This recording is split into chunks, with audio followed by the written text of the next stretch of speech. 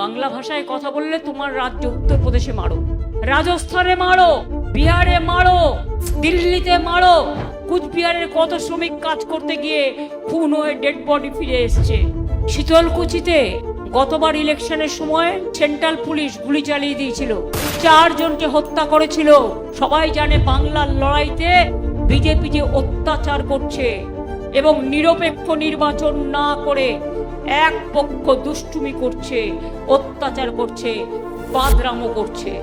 এর বিরুদ্ধে আপনাদের রায় দেওয়ার প্রয়োজন আছে কি নেই? জোট বাঁধুন, তৈরি হোক সেন্ট্রাল এজেন্সি, সেন্ট্রাল ফোর্স বা আমাদের ফোর্সকে সাথে নিয়েও যদি আপনাদের উপর কোনো অত্যাচার হয় একদম অনলাইনে এফআইআর করবেন। বাদ বাকিটা আইনত যা করার আমরা করে নেব। মনে রাখবেন, আমি কিন্তু ছেড়ে দেবার লোক নই।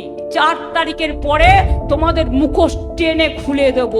তার কারণ মানুষ তোমাদের সমর্থন করে না।